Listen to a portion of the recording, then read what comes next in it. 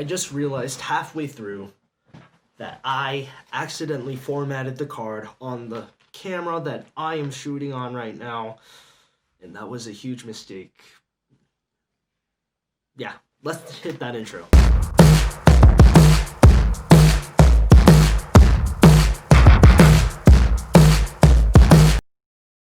What is up, guys? It is Serrano-Diaz here with yet another video.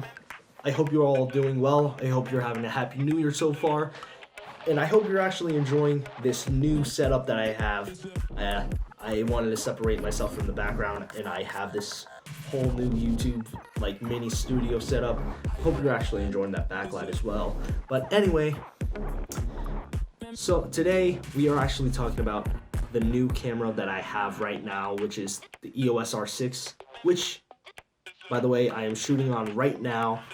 And you know what? Let's get started. Now, you guys know me. I have been shooting on the Canon Rebel T5i for about 6 to 7 months now. And honestly, this thing I'm happy that I have gotten. As a beginner photographer and filmmaker, I have to say this thing has gotten the job done just fine. However, it doesn't offer all the needs that I have as a photographer slash filmmaker. If you guys have seen my videos, you guys know that I have made some cinematic videos for my work, for YouTube, and I have posted my stuff on Instagram. So if you guys, by the way, want to check that out, just hit the link below. Yeah, I know, shameless plug. But anyway, today we're not talking about this camera. We're talking about the new EOS R6. Okay, guys, so anyone online or on Instagram, or unless you're living under a rock, knows that this camera has been out for quite a while. So if you guys know, there's a lot of specs behind this camera, and which I have come to love as an artist and photographer. So we're gonna switch from the EOS R6 to the T5i so I can show you the features right there. Now we are actually on the T5i, and as you guys can see, it is not that different. But of course, I have to say I don't like shooting videos like this on this camera. So anyway, we're not gonna get into that. We're gonna talk about the EOS R6 right now. Now, guys, if you guys are into photography and video, now this camera delivers. I am so impressed. Compared to the T5i, Canon really has done a really good job in making a robust and very professional camera. So I'm actually going to go through the specs of this, what is so great about this camera that I have, and why have I done this. Yeah, I have spent a lot of money on this. I'm just going to exclaim that right now. Let's get started. Now, this thing is very expensive, but I'm gonna go through the specs of it. And now, this is a great camera compared to the T5i. I just have to say again. But anyway, this is a 20 megapixel body as compared to the 18 megapixel body in the T5i. So it's not that big of a difference, but of course, the biggest difference in this camera compared to the T5i is the fact that it is a mirrorless camera. Now, the T5i is a DSLR, which is great for beginners or whatnot. A lot of DSLRs are made for beginners, but of course with this one, it is mirrorless. So that means that when I put the lens on, all the glass is much closer to the sensor, which gives off a sharper image, which I love. I love sharper images. I love more high-res kind of photos that people can see, stuff that I can share, and you know what? It is great. Now, I am actually going to show you something that I really love about this. Let me just get into the right mode. Let me take a photo real quick. What you heard, that was a subtle shutter sound. You guys know that if you have a DSLR, it's gonna be very loud, and it's so disgusting to me because any DSLR with the mirror and the prism and everything, it takes a huge amount of sound and it can disturb things when you're not the subject or your subject is in a quiet space. So having this is great. But also, not only does it have that, it pretty much has a high speed. Let me just take another one again. What you guys just heard was 12 frames per second mechanical shutter. That was 12 shots in a second. I can't even express how happy I am to have that. And it was still loading the image into my memory cards as I was doing that. So, of course, this thing is amazing. It's, you know what? I'm not even gonna say anything else because it's that good for photography. Not only that, but it also does even faster speeds. Now, if you'll let me just give it a minute, and that was what you heard was mechanical. This here, I'm gonna show you actually. So, if you guys actually see right here in this camera, oh shoot. Okay, there we go. So if you guys can see me on that screen, then that's good. I'm gonna actually show you. You guys might not have seen that, but that was actually 20 frames per second, and that was a silent shutter sound. You heard nothing. There was a border around this screen, a white border, of course. It was so great of a camera. That's why I'm sold on it. And if you actually just saw, there was a red light. That means all the images were still loading into my memory cards. It's a great camera right now, and I can't complain about it. And you know what? Let me empty out my memory cards before I continue.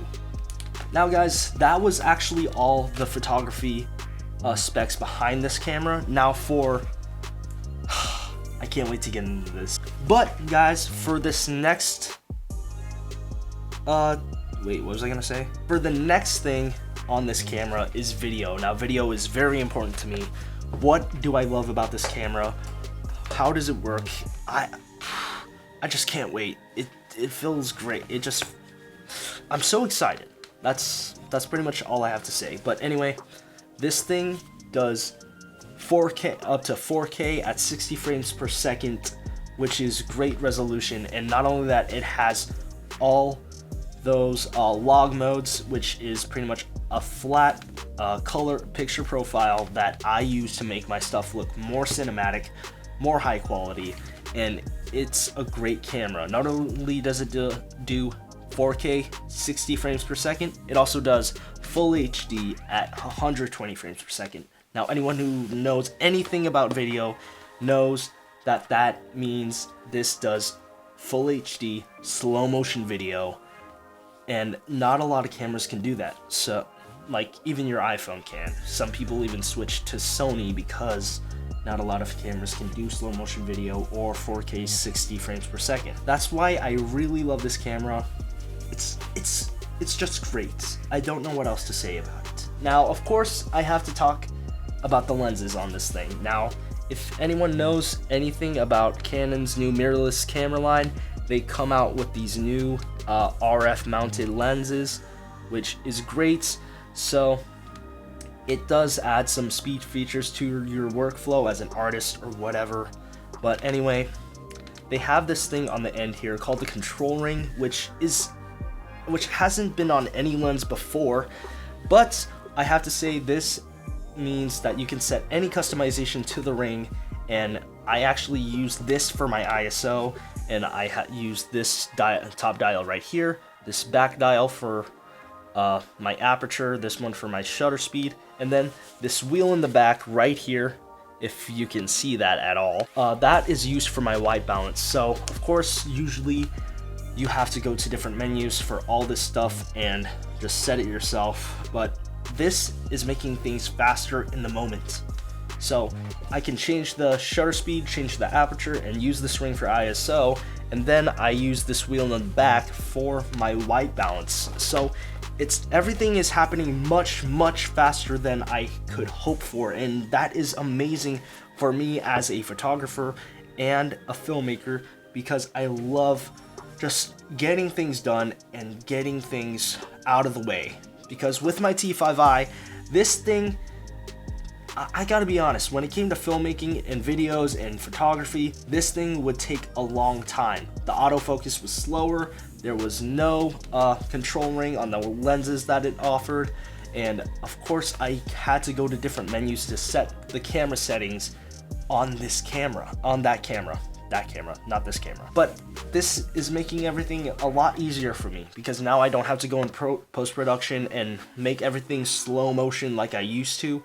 I can just do it on here and then just put it frame by frame into post-production, which is great. So I gotta say, this was well worth the price. Now, of course, this was actually a very, very expensive camera for myself, and it took a while for me to purchase. This thing alone, the camera body itself would have been $2,500 US. Now with the lens on here, you are looking at $2,800 US. So it is no joke. If you are making money professionally, then that is not a lot of money to buy, but if you are not, then I gotta say, you gotta start saving up right now if you want to buy this camera. Now, of course, people are gonna say, why not just save for the Canon R5? Well, of course, really, what else do I need? I mean, it has the features built in for more cinematic looking footage and photos, and I can shoot 4K 60 frames per second without having to worry about the camera cropping out the image, which I gotta say. Now guys, that is pretty much it for me. I hope you enjoyed that video. I hope you guys can actually see that I'm gonna be doing more videos with this camera in the future. You guys know me. I hope you guys follow me on social media. Hit the like button and subscribe. Anyway, I'll see you guys in the next video. See ya.